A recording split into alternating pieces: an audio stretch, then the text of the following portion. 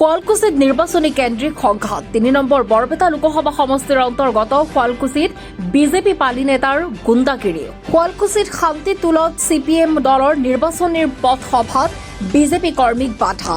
সভাত ভাষণ চলি থকাৰ মাজতে মাইক্ৰফোন কাহিনীৰে বিজেপিৰ পালি নেতা বীৰেশ্বৰ দাস, তেওঁৰ ভাতৃ পদ্মেশ্বৰ দাস আৰু তেওঁলোকৰ সহযোগী জিজ্ঞাস ডেকাই CPMৰ নেতা কৰ্মীক অশ্লীল গালিগালাজ কৰি অপদস্থ কৰাৰ লগতে মাইক্ৰফোন কাহিনী ই-ৰিক্সাৰো ক্ষতিসাধন কৰাৰ অভিযোগ উত্থাপন হৈছে। আৰু ঘটনাৰ মূল অভিযুক্ত বীৰেশ্বৰ দাস হৈছে অসম চৰকাৰৰ স্বাস্থ্য বিভাগৰ কৰ্মচাৰী। গুৱাহাটী মেডিকেল কলেজৰ ৪ৰ্থ বিভাগৰ কৰ্মচাৰী বীৰেশ্বৰ দাস আৰু ঘটনা সন্দৰ্ভত CPM দলৰ পৰা শুৱালকুছি আৰক্ষী থানাত দাখিল কৰা হৈছে এজাহাৰ। ভৱেন কলিতাই নিৰ্বাচনী প্ৰচাৰৰ কাৰণে তেওঁ ভাষণ দি আছিল। এই ভাষণ প্ৰসংগত তেখেতে চৰকাৰক সমালোচনা কৰা হৈছে আৰু শুৱালকুছিৰ শিল্পৰ সমস্যা সম্পৰ্কে অৱগত কৰিছে। তেখেতসকলে তেতিয়া আহি কিনে এইবিলাক মিছা কথা অপবাদ কৰিছে, এইবিলাক মিছা কথা কৈছা, তোমালোকে মিটিং কৰিব নোৱাৰা, এইবুলি তেওঁক বাধা প্ৰয়োগ কৰিছে। বীৰেশ্বৰ দাস বোলা ভায়েকটো পদ্মেশ্বৰে কৰিছে। তাৰপিছত তেওঁ ফোন কৰি তেওঁ ককায়েকক মাতি আনিছে। মাতি আনি তেওঁ আহি কিনে কৈছে ইয়াৰ পৰা মিটিং আমাৰ বস্তু দলিয়াইছে, মাইক চাইক হেৰি কৰিছে আৰু জবৰদস্তি কৰিছে যে মিটিং কৰিব নোৱাৰা। মই সেই দুজনকে জানো, বীৰেশ্বৰ আৰু পদ্মেশ্বৰ মানে কি, আৰু এজন আছিল তেওঁ সি নাজানো।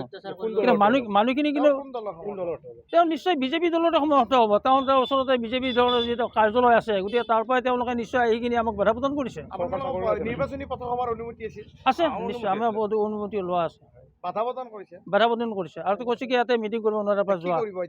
এতিয়া আমি প্ৰশাসনক লগে লগে ফোন কৰি জনাইছোঁ, তেওঁলোক আহিছে, আহি কিনে আমাক সান্তনা দিছে, আপোনালোকে মিটিং কৰক, ইয়াৰ পৰা যাওক। আমি আমাৰ ওপৰমহল আমাৰ যি নেতা আছে, আমাৰ মনোহৰ তালুকদাৰ, তেওঁ আমাৰ যিহেতু তেখেতৰ আমি পৰামৰ্শ ল'ম কি ব্যৱস্থা লয়, সেইমতে আইনী ব্যৱস্থা লোৱাৰ ব্যৱস্থা কৰিম। আমি শুৱালকুছিত আমি চৰকাৰৰ অনুমতি লৈ আৰু নিৰ্বাচনত আমি পথ সভা কৰি আছিলোঁ আৰু আমাৰ শান্তিতোলত দুৰ্বৃত্তই আমাক আক্ৰমণ কৰিছে। আমাৰ মাইকবিলাক টানি লৈ গৈছে, আমাৰ বক্তাৰ পৰা মাইক টানি লৈ গৈছে, মাইক দলিয়াই দিছে, বেটাৰীৰ তাঁৰ ছিঙি দিছে, গাড়ীখনক অত্যাচাৰ কৰিছে। সেই দুজন ব্যক্তি হ'ল শান্তিটোল নিবাসী বীৰেশ্বৰ দাস, তাৰ ভায়েক পদ্মেশ্বৰ দাস আৰু এটা জিজ্ঞা বুলি তাৰ সহযোগী আছে। এই তিনিটাই আমাক আক্ৰমণ কৰিছে। এইটো খুব বেয়া কথা হৈছে, কাৰণ এটা নিৰ্বাচন এটা হ'ল গণতান্ত্ৰিক প্ৰক্ৰিয়া আৰু ইয়াতে যিকোনো চৰকাৰৰ বিৰুদ্ধে হওক বা চৰকাৰৰ যি নীতিৰ বিৰুদ্ধে হওক আমি ভাষণ দিয়াটো হয়, কাৰণ আমি চৰকাৰৰ নীতিৰ বিৰুদ্ধে ক'বই লাগিব। কাৰণ নৰেন্দ্ৰ মোদী চৰকাৰে যিবিলাক প্ৰতিশ্ৰুতি দিছিল, বীৰেশ্বৰ দাসে আমাক প্ৰথমতে পদ্মেশ্বৰ দাস আছিল, আহি পেলাই আমাৰ যিজন বক্তা তেখেত আপোনাৰ গুৱাহাটীৰ পৰা আহিছিল, তেখেতৰ মাইকটো টানি লৈ গৈছে, টানি লৈ যাই তেওঁ মাইকটো টানি ধলি মাৰি দিছে। তাৰ পাছত ইয়াতে মিটিং কৰিব নোৱাৰে, এটা শব্দও ক'ব নোৱাৰে, কাৰণ চৰকাৰৰ বিৰুদ্ধে কথা ক'ব পৰা নাযায়। এইটো কি গণতান্ত্ৰিক প্ৰক্ৰিয়া? বীৰেশ্বৰ দাস আপোনাৰ অসম গভৰ্ণমেণ্টৰ, তেওঁ আপোনাৰ হেল্থত চাকৰি কৰে আৰু গুৱাহাটী মেডিকেল কলেজত। তেওঁ এজন চাকৰিয়াল, তেওঁ নিজৰ এটা জ্ঞান নাই নেকি? তেওঁ চৰকাৰী চাকৰিয়াল, তেওঁ ৰেছপনচিবল মানুহ। তেওঁ চৰকাৰী চাকৰিয়াল মানে ৰেছপনচিবল এজন ব্যক্তি। এতিয়া আমি ইতিমধ্যে আমি শান্তিতোলৰ যিখিনি ৰাইজ আছে, সেই ৰাইজখিনিয়ে আমাক সহযোগ কৰিছে, যাৰ কাৰণে আমি বাচি আহিছোঁ তাৰ পৰাই, আক্ৰমণৰ পৰাই।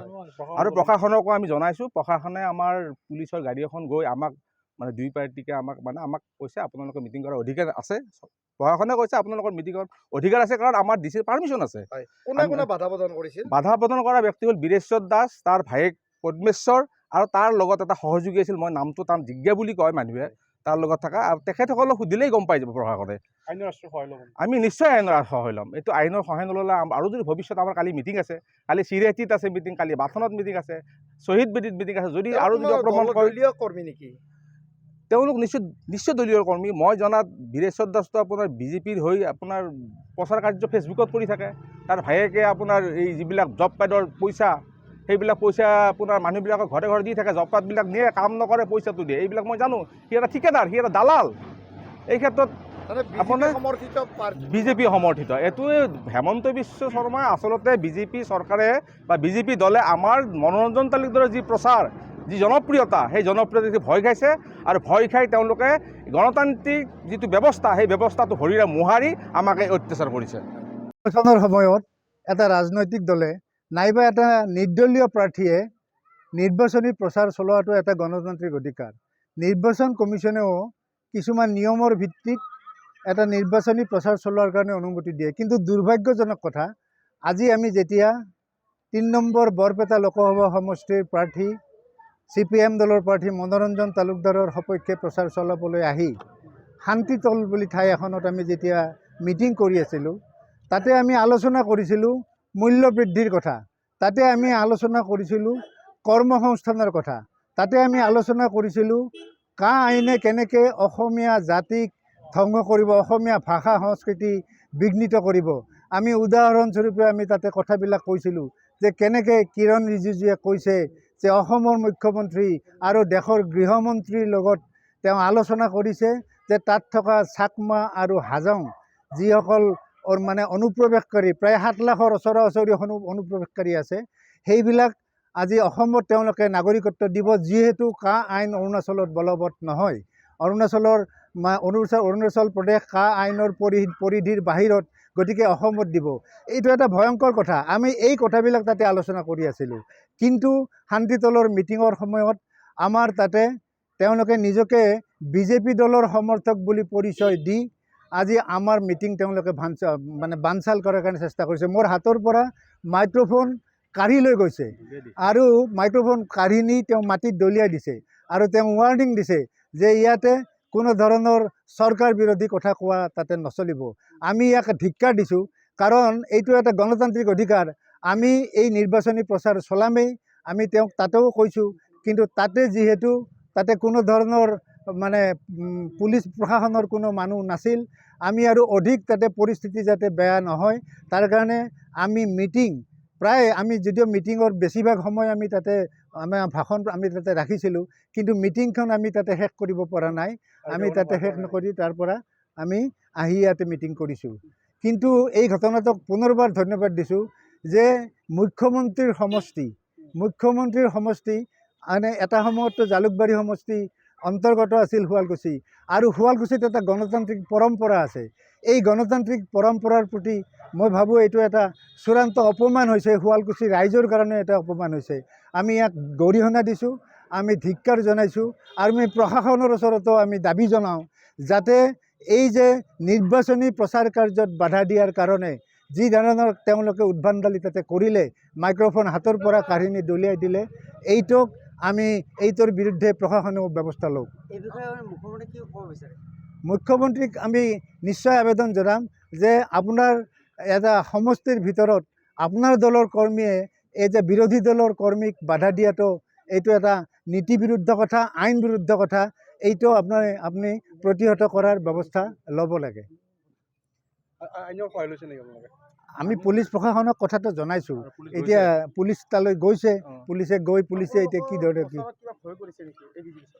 আমিতো ভয় কৰাৰ কথাটো নাহে, কিন্তু স্বাভাৱিকতে যেতিয়া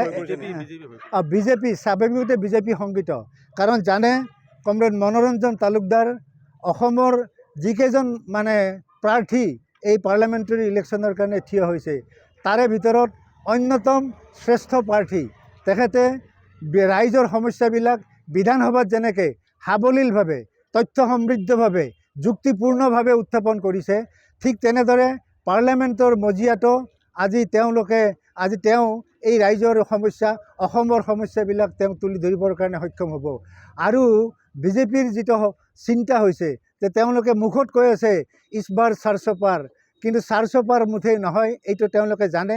আৰু সেইকাৰণে বোধহয় আজি এই যে মনোৰঞ্জন তালুকদাৰৰ সেইদিনা আপোনালোকে দেখিছে যেতিয়া 19 তাৰিখে নমিনেশ্যন পত্ৰ তাতে দাখিল কৰা হৈছে, বৰপেটা চহৰৰ এই মিউনিচিপেলিটি প্লেগ্ৰাউণ্ড লোকাৰণ্য প্ৰায় 10,000 মানুহ এই সমদলত আছিল।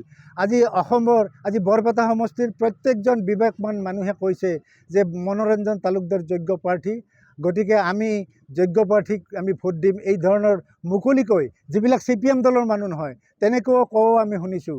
গতিকে স্বাভাৱিকতে আমি ভাবিছোঁ যে নিশ্চয় আজি শাসক দল শংকিত হৈছে আৰু তাৰ কাৰণে এই নিৰ্বাচনী প্ৰচাৰত এই ধৰণৰ বাধাৰ সৃষ্টি কৰিছে। মোৰ গাড়ীখন অত্যাচাৰ কৰিব ওলাইছিল, মই আৰু সেয়া কৰি কৈছোঁ যে দাদা গাড়ী অত্যাচাৰ নকৰোঁ, মই ভাড়াত আহিছোঁ, মোক অত্যাচাৰ নকৰিব আপোনালোকে, তই যা এনেকৈ জবৰদস্তি কৰি কিনে সিহঁতে হাহাকাৰ লাগিল। তাৰপিছত OC ছাৰ আহিল, এনেকৈ আহিলা তাৰপিছত আৰু আমি গুচি আহিলোঁ গোটাই মাখাই অফিচাৰে মিটমাট কৰি দিলা কি অত্যাচাৰ কৰিছে গাড়ীখন দবত থৈল আছে মাইক্ৰফোনটো দৈল আছে মোক বিচাৰি বেটাৰী ছিঙি দিছে এইটো আপোনাৰ পদ্মেশ্বৰ দাস আৰু তেখেতৰ নাম কি আছিল বীৰেশ্বৰ দাস মই কৈছোঁ তেখেতক যে দাদা মই সেয়া কৰি গৈছোঁ গাড়ী অত্যাচাৰ নকৰিব কাৰণ মোৰ এখন ফাইনেন্সৰ গাড়ী মই এখন দিয়ে খাই আছোঁ মই কাৰণ ভাড়াত আহিছোঁ না মোক অত্যাচাৰ নকৰিবা তেখেতক সেয়া কৰি গোটেই এৰা দিছে আৰু ঠেলি কৰি সেইখিনিয়ে আৰু শুৱালকুছিৰ পৰা শিৱৰাম বৈশ্যৰ ৰিপৰ্ট নিউজ ৰিপৰ্ট টুডে।